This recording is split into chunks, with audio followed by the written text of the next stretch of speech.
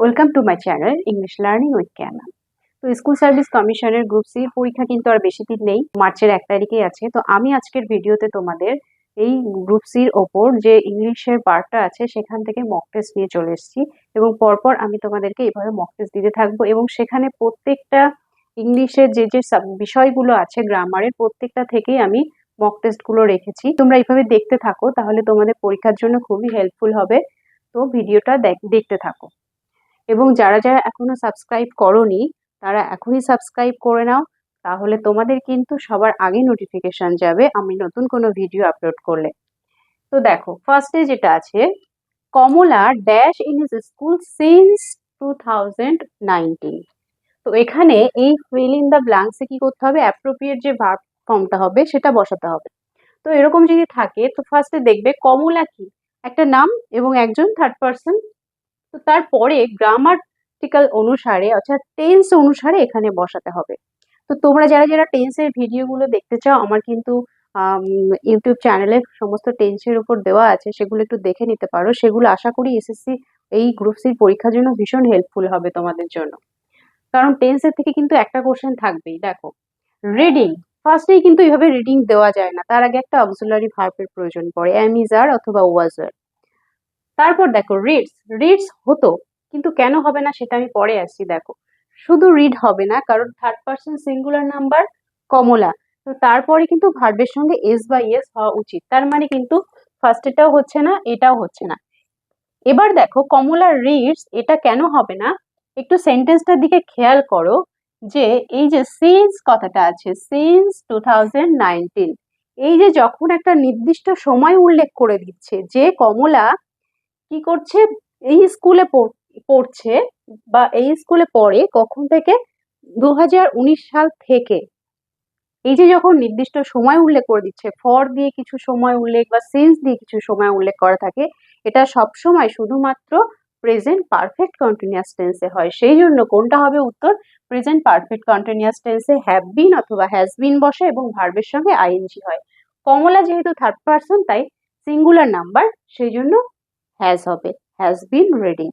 তাহলে বোঝা গেল। তারপর দেখো, plural form of dare, dare এর প্লুরাল ফর্ম কোনটা হবে। ডেয়ার দেখো সিঙ্গেল আছে, এবং এর প্লুরাল কোনটা হবে। এমন কিছু কিছু ওয়ার্ড আছে, নাম্বারের ক্লাসটা যদি তোমরা দেখো খুব ভালো করে, তোমাদের এক্সামে কিন্তু নাম্বারও আছে, ঠিক আছে, নাম্বারের চ্যাপ্টারের উপরেও কিন্তু গ্রামার আছে। তো নাম্বার যে ভিডিওটা আছে নাম্বার নিয়ে, সেটা একটু দেখে নিও। দেখো, ডেয়ার,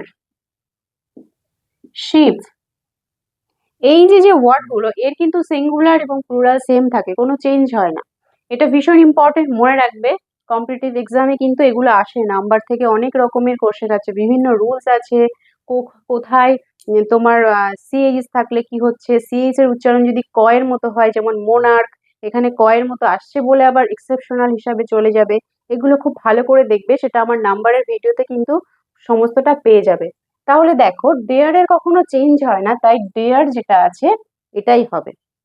এরপর খেয়াল করো কি আছে, in spite of his richness he is honest, make it complex sentence. এই সেন্টেন্সটাকে কমপ্লেক্স করতে হবে। তো কমপ্লেক্স করতে গেলে কি আনতে হয়, বিকজ আনা যেতে পারে, হোয়েন আনা যেতে পারে, ইভ, অ্যাজ, দো, অলদো, এই সমস্ত কিছু আনা যেতে পারে। কিন্তু এখানে দেখো অপশন প্রত্যেকটাতেই কিন্তু সেগুলো আছে, কিন্তু কোনটা হবে অ্যাপ্রোপ্রিয়েট। তাহলে দেখো এটার মানে কি বোঝাচ্ছে, in spite of his richness, তার ধনী হওয়া সত্ত্বেও সে হয় সৎ, তাই তো, সে ধনী তবুও সে সৎ। তাহলে এটা কি বলা যেতে পারে, because he is rich he is honest, ধনী হলেই কি সে সৎ হবে, এটা তো কখনো হতে পারে না। তারপরে বলছে if he is rich he is honest, যদি সে ধনী হয় তাহলে সে সৎ, এটাও তো বলেনি সেটা। তারপরে খেয়াল করো, as he is rich he is honest, যে এটাও কিন্তু এই অ্যাজ দিয়ে বিকজ দিয়ে সেমই যাচ্ছে, যেহেতু সে হচ্ছে সৎ, ধনী, সেহেতু সে সৎ, এটাও কিন্তু বলছে না। তারপর খেয়াল করো, though he is rich he is honest, though means যদিও, যদিও সে ধনী তবুও সে সৎ, এটা কিন্তু অ্যাপ্রোপ্রিয়েট যাচ্ছে একদম। তাহলে সি অপশন হয়ে যাবে appropriate. In spite of his richness যদি এরকম থাকে, দো থাকতে পারে, আবার অল দো কিন্তু থাকতে পারে, সেম মিনিং। অল দো যেহেতু যদি এটা থাকতো, অল দো দিয়েও যদি এটা থাকতো, তাহলেও কিন্তু অ্যাপ্রোপ্রিয়েট হতো। দো এর পরিবর্তে অল দো সেম মিনিং আসে। He gave answer dash my questions, সে আমার প্রশ্নগুলোর উত্তর দিয়েছিল। তো এইরকম যখন থাকবে অ্যান্সার, এই ওয়ার্ডটার দিকে একটু খেয়াল রাখবে। এরপর যে অ্যাপ্রোপ্রিয়েট ফর্ম প্রিপোজিশন বসে একটা সব সময়ের জন্য, সেটা হচ্ছে টু। এবং শুধু অ্যান্সার নয়, অ্যান্সার টাইপের যে সমস্ত ওয়ার্ডগুলো আছে, অর্থাৎ উত্তর দেওয়া, জবাব দেওয়া, যেমন রিপ্লাই, ইনফর্ম, রেসপন্ড, অ্যান্সার, এই ওয়ার্ডগুলোর পরে সবসময় অ্যাপ্রোপ্রিয়েট প্রিপোজিশন টু বসে, এটা একটু খেয়াল রাখবে। এরপর দেখো, a man of letters is called, a man of letters যে তাকে কি বলা হয়, অর্থাৎ ওয়ান ওয়ার্ড সাবস্টিটিউট। তো দেখো, এটা কিন্তু বেশিরভাগের মনে হতে পারে এটাকে পোস্টম্যান বলা হয়, যেহেতু লেটার্স কথাটা আছে, কিন্তু একেবারেই নয়। এটা ভীষণ মনে রাখবে, সেটা হচ্ছে কি স্কলার বলা হয়। ম্যান অফ লেটার্স বলতে স্কলার। এরপর দেখো, synonym of the word bucket. Bucket means, bucket মানে হচ্ছে বালতি। তো বালতির সিনোনিম কি হবে? দেখো, বোল। বোল মানে কি? বোল মানে হচ্ছে বাটি বা পাত্র, তো এটা তো হচ্ছে না। এরপর দেখো, গার্বেজ। গার্বেজ মানে কি? নোংরা আবর্জনা, এটাও যাচ্ছে না। বাস্কেট মানে কি? বাস্কেট মানে হচ্ছে ঝুড়ি, এটাও হচ্ছে না। এরপর দেখো, পেইল। পেইল মানে কি? পেইল মানেও কিন্তু বাকেটের সিনোনিম, বালতি। একটু মনে রাখো, একটু মনে করে দেখো, আমরা ছোটবেলায় কিন্তু রাইমস পড়েছি, Jack and Jill went up the hill to fetch a pail of water, তাই না? এক বালতি জল নিয়ে। তো সেখানকার সেই পেইল ওয়ার্ডটা কিন্তু ছিল। তো বাকেটের সিনোনিম কি হবে? Pale. The room is filled with brightness, এখানে বলেছে ফাইন্ড দ্য অ্যাবস্ট্রাক্ট নাউন। তো অ্যাবস্ট্রাক্ট নাউন বলতে দেখো, নাউনের আমার একটা ভিডিও আছে, তোমরা দেখে নিতে পারো। সেখানে কিন্তু নাউনের যে 5টা ভাগ আছে, proper noun, common noun, collective, material এবং অ্যাবস্ট্রাক্ট নাউন কাকে বলে, কিভাবে আইডেন্টিফাই করব, কি কি আছে, ডিটেলসে দেওয়া আছে। এমনকি কাউন্টেবল, আনকাউন্টেবল নাউনও সেখানে দেওয়া আছে। তো সেখানে আমরা দেখেছি কি, যে অ্যাবস্ট্রাক্ট নাউন বলতে কি, যেটাকে আমরা টাচ করতে পারবো না এবং চোখ দিয়ে দেখতে পারবো না, কিন্তু ফিল করতে পারবো। তো দেখো, এই সেন্টেন্সটার মধ্যে দ্য রুম, রুমটা হচ্ছে কি একটা কমন নাউন, ইজ তো অক্সিলারি ভার্বের মধ্যে চলে গেল, ফিল্ড হচ্ছে ভার্ব, উইথ হচ্ছে প্রিপোজিশন, এরপর হচ্ছে ব্রাইটনেস, ব্রাইটটাকে নেস যোগ করে নাউন করা হয়েছে। এবং এটা কোন টাইপের নাউন? সেটা হচ্ছে, দেখো, ব্রাইটনেস মানে উজ্জ্বলতা। এই উজ্জ্বলতা জিনিসটা কিন্তু আমরা টাচও করতে পারি না, চোখ দিয়ে দেখতেও পারি না, আমরা ফিল করতে পারি। কোনো ঘরে আলো ঠালো আছে, অনেক কিছু আছে, সেটাতে আমরা মনে করছি যে ঘরটা বেশ আলোকিত হয়ে আছে, উজ্জ্বল হয়ে আছে। এই যে ফিলিংস ব্যাপারটা থাকলেই সেটা হচ্ছে কি অ্যাবস্ট্রাক্ট নাউন। তাহলে এখানে অ্যাবস্ট্রাক্ট নাউন কোনটা? ব্রাইটনেস। বোঝা গেল? তো এবার দেখো, if he had not reached in time I will have forgotten him, যদি সে সময়ের মধ্যে না পৌঁছায় তাহলে আমি তাকে ভুলে যাব। তো এই দেখো, এই ইফ মানে হচ্ছে যদি। ইফ দিয়ে যে সেন্টেন্স গুলো থাকে সেগুলো কন্ডিশনাল সেন্টেন্সের মধ্যে পড়ে, এবং এই কন্ডিশনাল সেন্টেন্সের কয়েকটা নিয়ম আছে। সেগুলো যেমন দেখো, যদি ইফ থাকে ফার্স্টে এবং তারপরে যদি তোমার প্রেজেন্ট ইনডেফিনিট হয়, তারপরে কমার পরে যেটা থাকবে সেটা হচ্ছে ফার্স্টে সাবজেক্ট থাকে, তারপরে কিন্তু সেটা ফিউচার ইনডেফিনিট হবে। তার মানে এই পাশে যদি প্রেজেন্ট ইনডেফিনিট থাকে, এই পাশে ফিউচার ইনডেফিনিট হবে। ঠিক আছে? এরপর যদি ইফ দিয়ে ফার্স্টের পার্টে থাকে পাস্ট ইনডেফিনিট, তাহলে কিন্তু এই সাইডে সাবজেক্টের পরে কি হয়ে যাবে? উড অথবা কুড, এই টাইপের মডেল ভার্ব গুলো বসে ভার্ব সবসময় V1 এ হবে।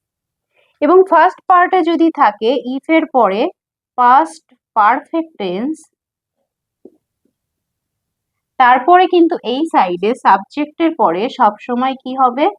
উড বলো, কুড বলো, যেটাই থাকুক না কেন, তার সঙ্গে একটা হ্যাভ যোগ হবে, হয়ে ভার্ব সবসময় V3 তে হবে। এই তিনটে ভাবে কন্ডিশনাল সেন্টেন্স সাধারণত হয়, এই স্ট্রাকচারে থাকে। তো দেখো, আমরা এবার স্ট্রাকচারটার দিকে তাকাই, কোন স্ট্রাকচারে আছে। ইফ হি হ্যাড, হ্যাড থাকে কোন টেন্সে? আমরা জানি হ্যাড থাকে পাস্ট পারফেক্ট টেন্সে, তাই না? তাহলে পাস্ট পারফেক্ট টেন্সে যখন এই পাশে দেখো এই নিয়মটা 3 নম্বর নিয়মটা পাস্ট পারফেক্ট টেন্স আছে, তাহলে এই পাশে কি হবে সাবজেক্ট, তারপরে উড কুড শুড যেটাই থাকুক তারপরে একটা হ্যাভ বসবে, তারপর V3। তাহলে পরের পার্টটা দেখো, ফার্স্ট পার্টটা হচ্ছে if he had not reached in time, এটা ফার্স্ট পার্ট। তার পরের পার্টটা হচ্ছে এটা, ঠিক আছে। তাহলে আয়ের পরে দেখো এখানে ভুলটা আছে, তাই না? আয়ের পরে কি হওয়া উচিত, উইল না হয়ে উড হওয়া উচিত। তারপরে দেখো হ্যাভটাও ঠিক আছে, ফরগটেন অর্থাৎ V3 তে আছে, এটাও ঠিক আছে, কিন্তু উইলটা ভুল দিয়েছে, এখানে উড হওয়া উচিত ছিল। তার মানে কোন পার্টের ভুল আছে, 3 নম্বর পার্টে। তাহলে অপশন সি 3 নম্বর পার্টে ভুল আছে। তো এটা এরর কারেকশন হিসাবে আসার মতন। এরপর দেখো I go to school in a blue moon. এই ব্লু মুনটা এটা কি, এটা আসলে একটা ইডিয়মস। এটার মানে কি বোঝায় দেখো, অপশন কি কি আছে, এভরিডে রোজ, ভেরি রেয়ারলি খুবই কম, নাইট রাত, ফুল মুন নাইট পূর্ণিমার রাত। তো দেখো ব্লু মুন মানে কিন্তু সবসময় হচ্ছে খুবই কম, ভেরি রেয়ার, তাহলে কোনটা হবে, ভেরি রেয়ারলি, ঠিক আছে। এরপর দেখো শি বট, সে কিনেছিল a dash of bread from the market, দোকান থেকে বাজার থেকে কি কিনেছিল, ব্রেডের কি। এবার একটু দেখি অপশনগুলো কি আছে, লোজ, লভ, দেখো লোচ বলো লভ বলো এগুলো সবগুলোর মানে হচ্ছে লেক, হ্রদ বা উপসাগর এই টাইপের কিছু। তারপর দেখো লাভ, LAUGH, লাভ অর্থাৎ হাসি।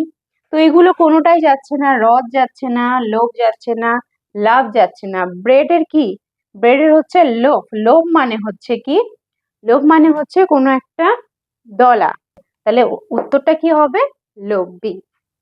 তো আশা করি তোমাদের এই যে আজকে যে 10টা মক টেস্টে দিয়েছিলাম আজকে সেটে, এগুলো ভীষণই ইম্পর্টেন্ট, তোমরা এগুলো ফলো করতে থাকো। এরপর আমি নেক্সট আরো অনেক সেট নিয়ে আসবো। এইভাবে তোমাদেরকে West Bengal SSC group C পরীক্ষার আগে আরো অনেক মক টেস্ট আমি এইভাবে নিয়ে আসবো, তোমরা সেটা কন্টিনিউ দেখতে থাকো এবং চ্যানেলটিকে অবশ্যই সাবস্ক্রাইব করে রেখো, তাহলে তোমাদের নেক্সট যে ভিডিওগুলো তোমাদের আগেই নোটিফিকেশন পেয়ে যাবে। Thank you.